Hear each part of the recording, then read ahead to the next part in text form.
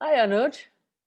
Hi Sheba, how are you? I'm doing very well. Welcome to Soul Brews with Sheba on Coffee and Soul. I'm so delighted to have you here with me. It's been a while since we've had a chat. Thank you so much. Likewise, I'm delighted to be here with you, and what an amazing opportunity. Thank you. Lovely. And thank you so much for making the time. It's a cold, gray day in Delhi, but always coffee and soul conversations, soul brews kind of make it happen for me. So I'm really happy to be, to selfishly, to be having this conversation with you today. Yeah, fantastic. It's a sort of murky day in Bangalore, but yeah, little sun pouring through, so it's okay. It's all And right yeah, for you. Bangalore doesn't get very cold, so but Yes. a cup of tea or coffee is always welcome. Yes, that's right. That's right. Are you carrying your coffee with you? Yes, I am. So I'm just going to pour myself mine, and then we can raise the chair. Awesome.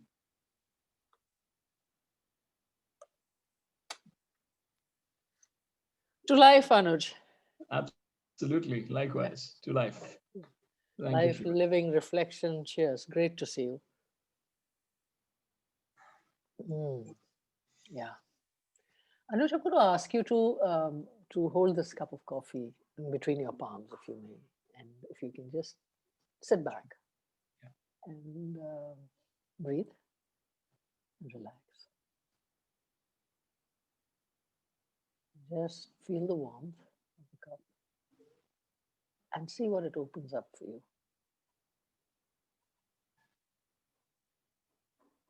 And whenever you're ready, you can share with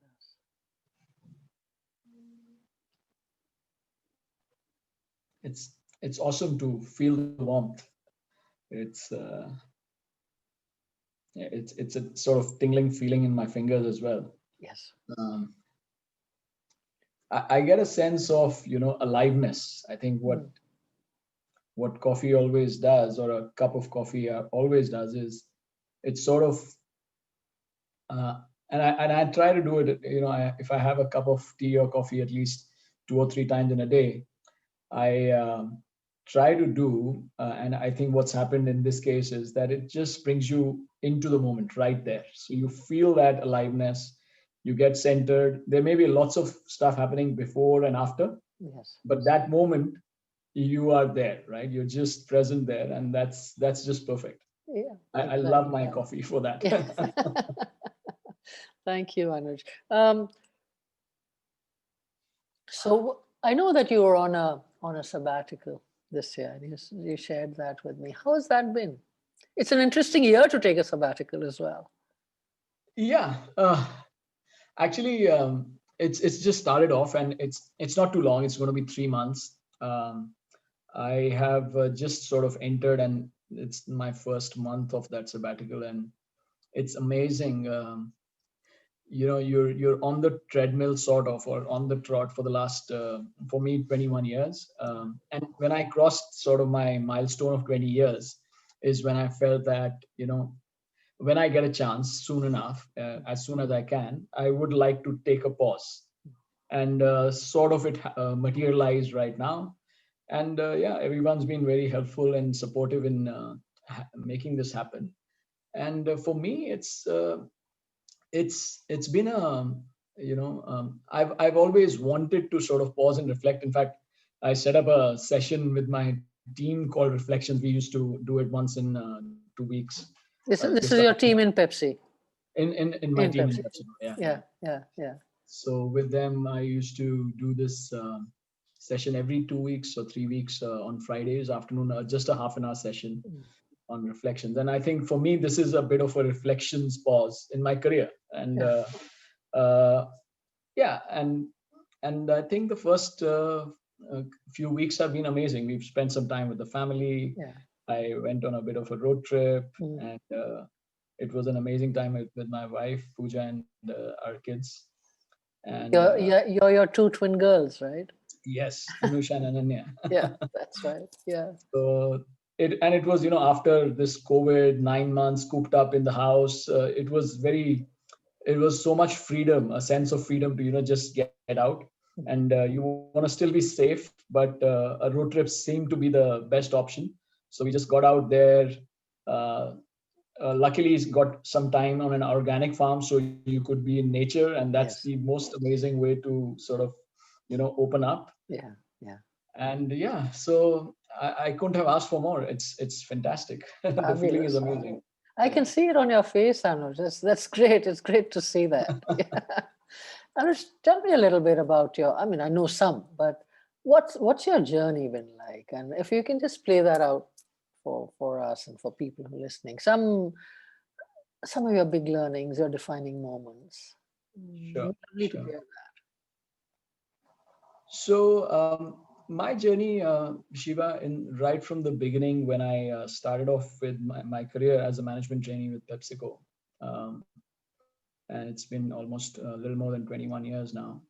Um, it's it's been, I think, a lot of excitement, a lot of learning. that. Uh, it's taken me places in terms of physically, from a place like Lucknow, where I started off as a management trainee, Mm, traveled into, parts of UP, mm, uh, did some time in Mumbai a few years, went down to Chennai for a stint, was in Bangalore here back in 2004-5, and did stints in various places from a sales and trade marketing perspective. Then did some um, business unit or India country stints in trade marketing. I was looking after our Quaker business for a few years, mm.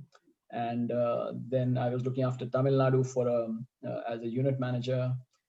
And then I got an opportunity to go into something completely new for me, which was a country GM role in Indonesia for about 4.5, 5 years. It took me out of the country. How was that? How did that go? That was fantastic. So I think what was the common thread has been, and then I'm now in a global role, which is Sure. a part of a GBS function, which we have Global Business Services, which is brought me back to India and Bangalore. Mm, mm, Um, so what I would say has been the common thread, and that's something that sort of in a way came to full sort of fruition in this Indonesia experience, was that being able to take on something new. mm, Um, when I was, let's say, mostly in sales mm. and in various parts of the country, moving to south of India, and in sales you need to sort of get to the language, get to the culture, be Sure. able to connect with your teams. So to be able to adapt was one of the big things, and I think for somebody from mostly from the north, the family from the north and west, my wife's from Mumbai.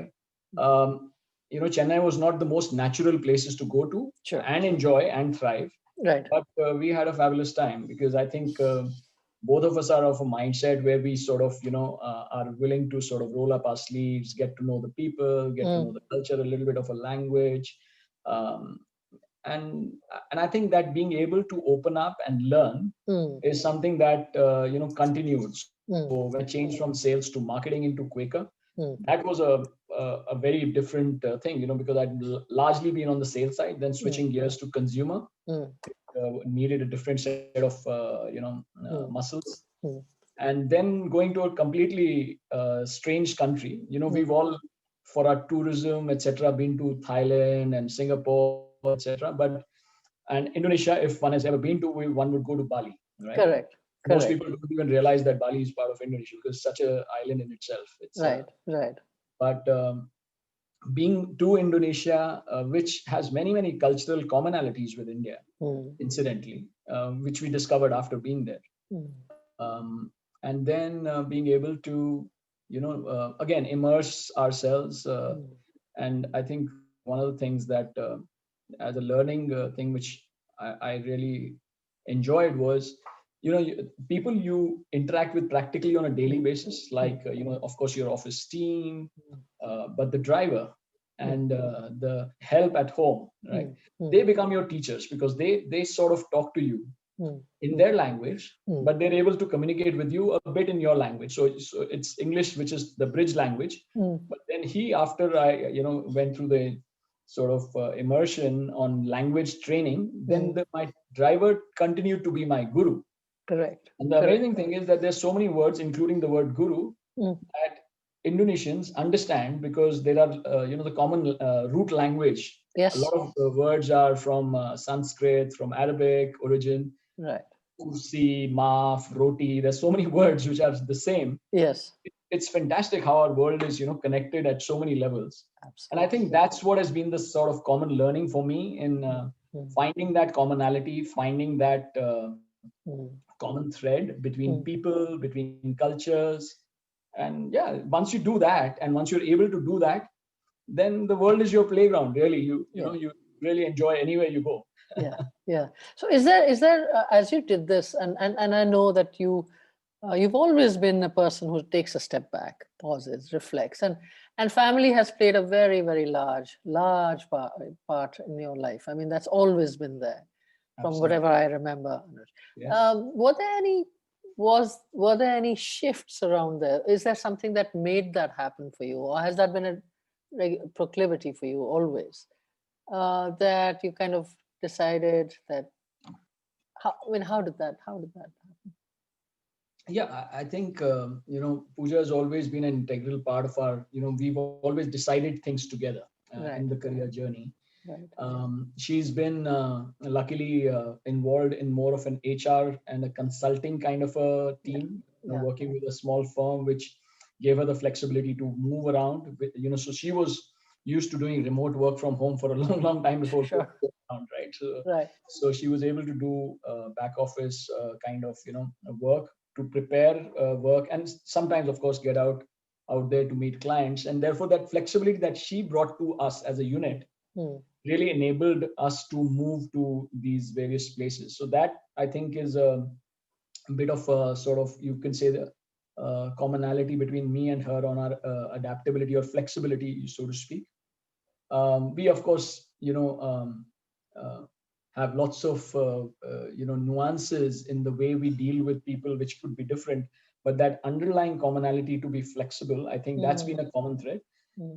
What shifted, to answer your question about has there been a shift? I think one of the things that shifted once we went to Indonesia actually was, strangely, we got to into a group where we discovered that there is more to life, Hmm. a new dimension, so to speak. And Hmm. that's something that I hadn't really experienced till then. Hmm. Basically, this group comes together, we talk on a common theme, Hmm. and we discuss and we relate to that in the form of, it could be a book, or it could be a guide, or and there and the people are all of a common background. So we're not really, one is senior and one is junior Hmm. kind of thing. Hmm. It's a very flat kind of a structure.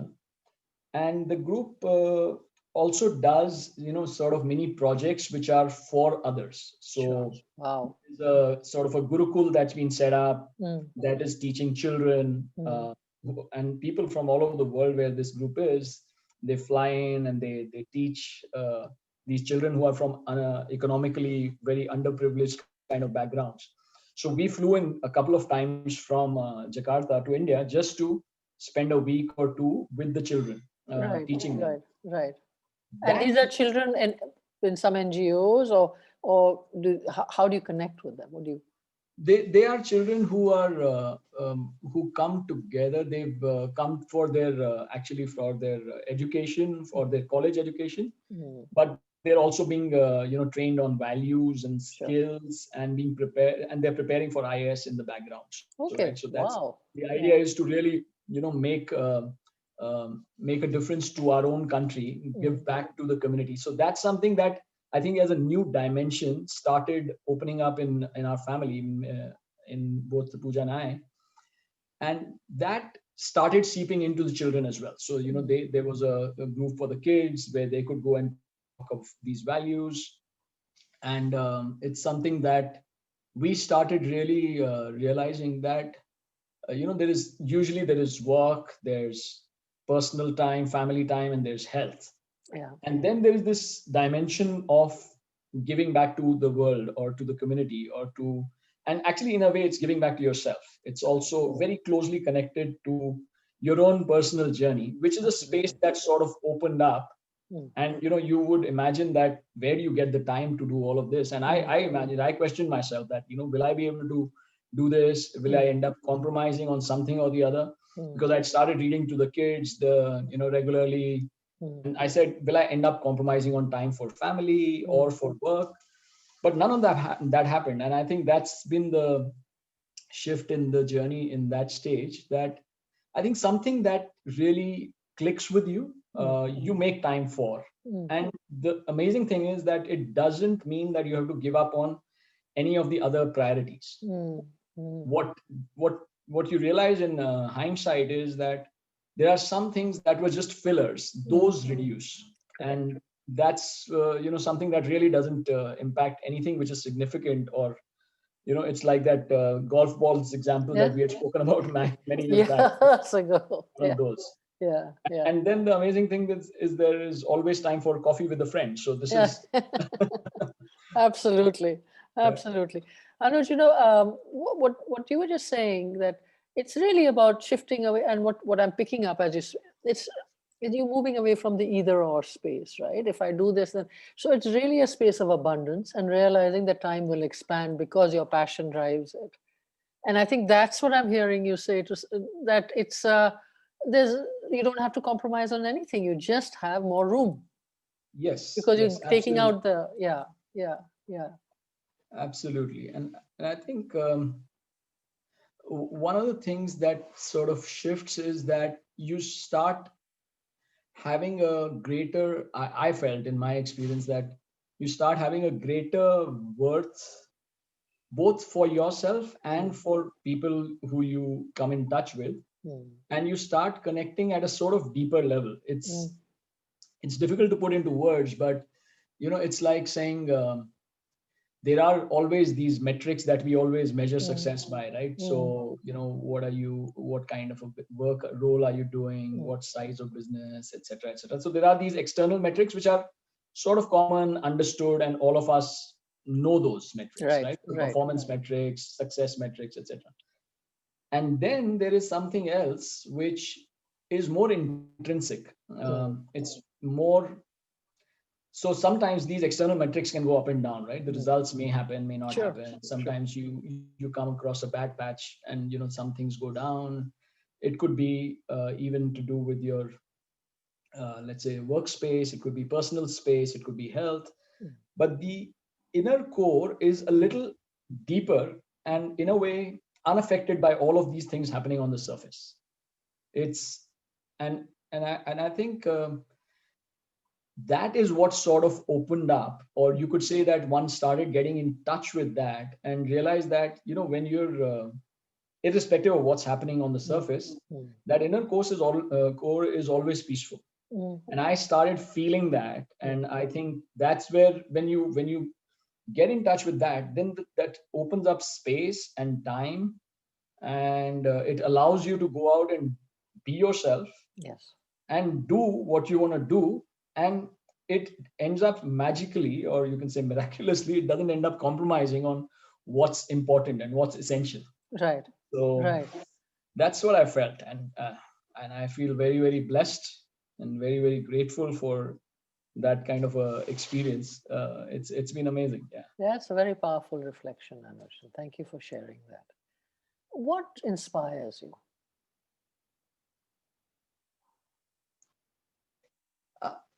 I think there are just going back to the point about intrinsic, what I was saying about not measuring, but necessarily, but just being intrinsically being in touch with your core. What really inspires me is something that, when I want to go out and do something or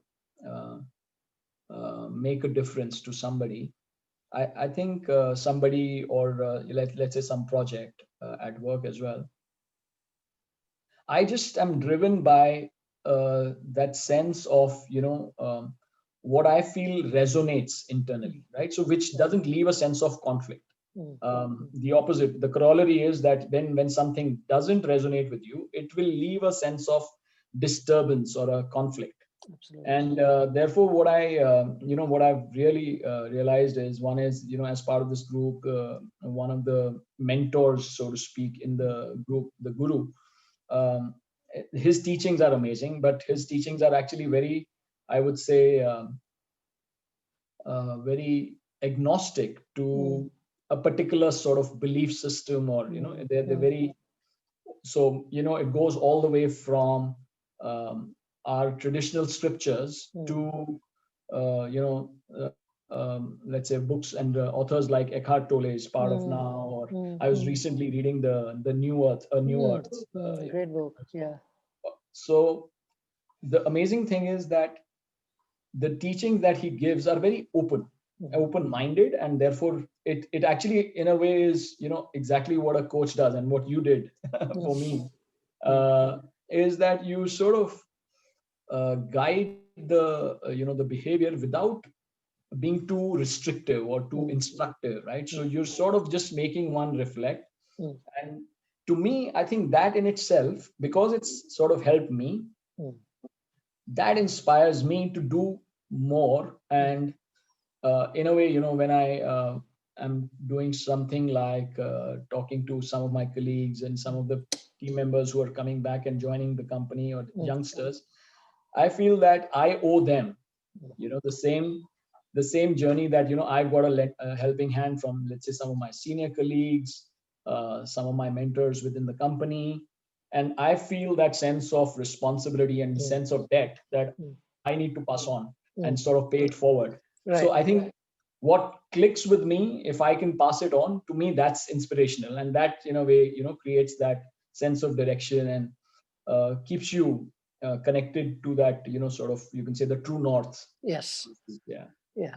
No, absolutely. And again, as you say this, it just rings true, because obviously this is something that is your authenticity. It's what you believe in and you work with, and I'm sure your team and people that you work with are beneficiaries of that, because this openness to their growth is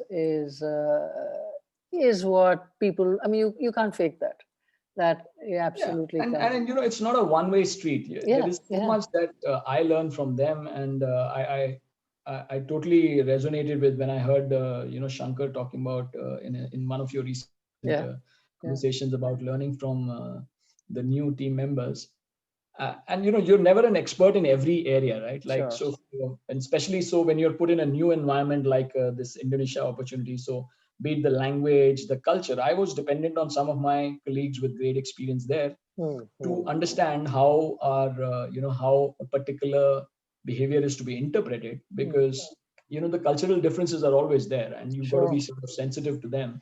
So you don't want to go by just your mindset of how it would be interpreted in India. In a different context, you've got to, so you learn from your colleagues all the time. And there were people like in supply chain or any other technical function that you want to make sure that, of course, while you learn, and as a general manager you want to make sure that you're able to guide them, but at the same time, if there are certain areas in which they are experts, they absolutely, you would need to give them not only the space and the empowerment, but also be open to learning from them, because for the first few months in the role, I was absolutely learning a lot more than I was able to add back to the team. I think that makes it a tighter relationship, because they know that you respect them for what they bring to the table, and that makes it an awesome win-win sort of a journey. Yeah, that's fabulous. Is there an adage that you live by, or say a metaphor for life that you have, Anuj? It can be many, it can be whatever. Yeah. I guess you come across so many of them. Something that I came across recently in that New Earth, which I think it's very close to where I'm at in my mind space right now, in my sort of journey, is something that Jedu Krishnamurti talks about, and I think he delivers as a secret of his journey to his sort of followers. He says, I don't mind whatever happens. So in a very short way, he has basically explained that he is at one with everything around him, and that that whole the sort of you suddenly have no sense of conflict, right? You're completely at calm and at peace, and you don't you don't resist. And actually, I think a lot of our suffering or a lot of our pain usually comes, and it's happened to me, and it's happened to, I don't claim to really live by it all the time. I Sure. think that's something that inspires me. It's something that I look forward to, living more and more by. But I think the conflict that happens when you try to push either too hard, or you resist something, or you do despite, being sort of mentally not at peace with it, then somehow or the other it sort of gets you into a bit of a turmoil, or Yes. perturbs you, and that doesn't work. Mm. So I think in the same book, when Eckhart talks about um, three levels, he talks about, and I think it's connected to this, which where he talks about this acceptance, enjoyment, and enthusiasm. Mm. And he says that just for the first one, acceptance, if there is something that you can't do much about, but you have to do, it's part of what you do, or you just have you're expected to do it, then unless you can come to a level of at least acceptance, it's not enjoyment, then if you can't, and he gives a nice example of, you have to, you're coming back from somewhere and the tire goes flat, and it's raining, and you got to replace the wheel, so you got to do it, right? You just got to Right. do it. Right. If you start resisting that, and you start kicking the wheel and saying, why did it have to go flat right now, and why is it always happening to me, then you've lost it, right? So you Correct. got to stop and accept that this is what it is, and then you go ahead and do that, do what you have to do, accept it, and then move on from there. And that's the base level that he sets. And then he says that, of course, there are lots of things that you enjoy doing, right, that you really find that you're in the flow with. And this whole concept of flow is something that really Yeah. inspires me as well. And then there is something that you're really enthusiastic about. You really take it to the next level, where you are driven, and there is something sort of a milestone that you want to get to. And therefore this acceptance, enjoyment, and enthusiasm is, to me, quite a credo, sort of, you can say, to be driven, or to spend our doing aspect of life. And Sure. then, of course, there is the whole being, which Being is aspect. Yes. which is just just incredible. And the what I understood, and I think what I liked about this whole idea of being and doing, is that being doesn't mean that you have to stop, or doesn't mean that you have to just sit back and relax. And it's like that, I remember this story. I'm sure you would have heard this, and I'm sure many of your viewers would have heard this story about the guy who's the fisherman, who's relaxing on his hammock outside his hut. And this young man, maybe in Alibag or somewhere, he comes to him. He's an entrepreneur kind of a guy, and he says, look, you're relaxing, why are you wasting your time, why don't you go and catch some more fish? And he says, okay, if I do that, what will happen? Well, you can sell them, and you can get a bigger hut. Says, okay, well, if I do that, what will happen? Well, then you can get a bigger boat and a bigger trawler, and you can really make it make a business out of it, and you can start exporting the fish, etc. And he says, okay, after that, what? And he says, well, after that, you can just sit back and enjoy with all the money that you've earned. And he says, what do you think I'm doing right now? So Yeah. I guess you don't want to get caught in the trap of not doing, but you do want to make have a sense of balance, that doing is not just about continuously running to catch up with somebody or the other, and in that sense of only meeting what others say that should be done.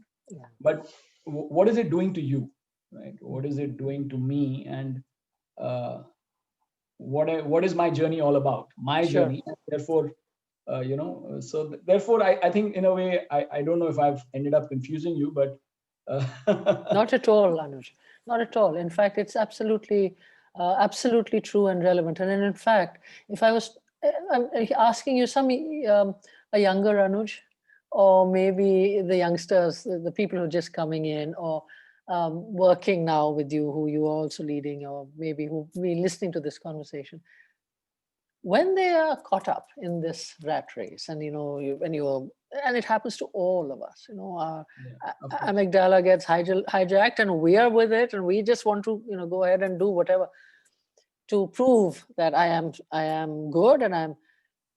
What will you tell them that'll help them take a pause? What's your? Yeah. Yeah. What I would tell them is that there is a sense of sort of a natural pause that is built into our life.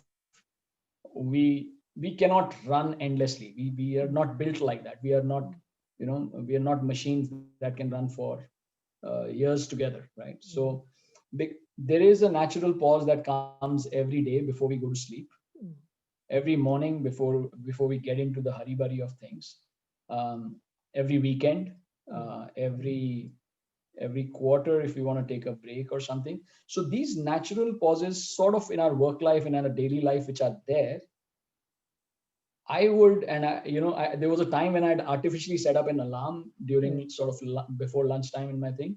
It is artificial to begin with, but then it becomes a part of your routine. So if you are getting caught, and I was getting caught all the time, so I know that what it feels like.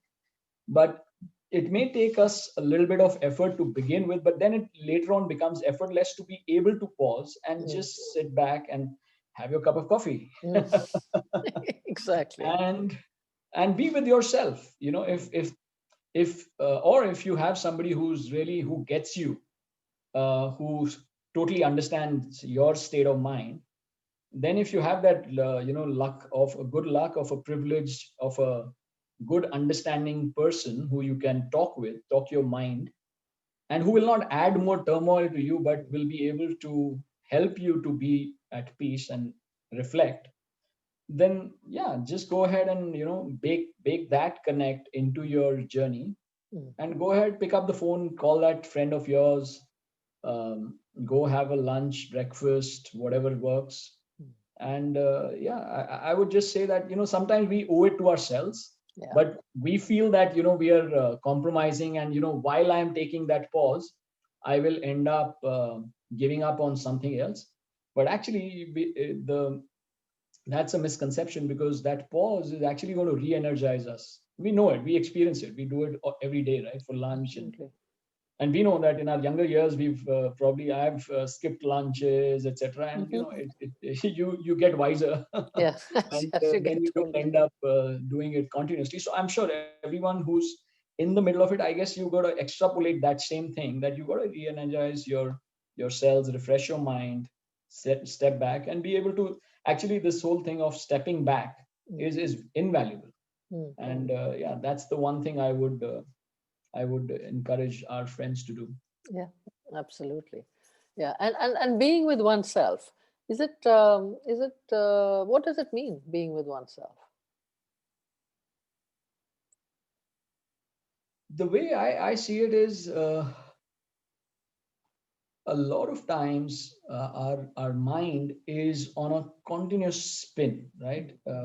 Like we physically might be on a treadmill, but the mind is constantly, there is this chatter, right? There is this self talk which is always going on, right? So if we are if we are not at comfort with being alone, being not lonely but being alone, being with ourselves, um, that can be, then we'll always be, we either want to be with people or we want to be in the middle of action. And that's great, because many of us are built like that, so we may thrive in that in any case. But every now and then, if we are able to come back and have that moment of conversation with myself, but which is not necessarily everything about what all is going on, what do I have to do, not necessarily about the to-do list. The to-do list is very important in our careers, we need to get that done. But then there is the pause in the to-do list, and when we put a question mark and say, okay, why am I doing this?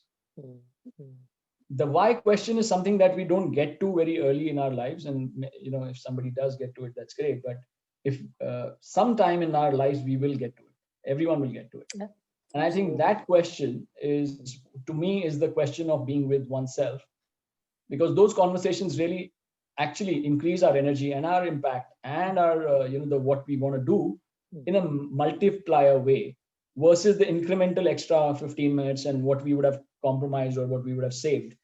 So I would really say that being with oneself is a boon, is a huge. It's more powerful than any vaccination we can get. Absolutely. Is there anything you could have done differently, Anuj? Any, and I don't mean it in terms of regrets, but areas that you feel that maybe this is something, and this could be in a manner which is without. There's a course I just did which talks about blameless discernment. Yeah.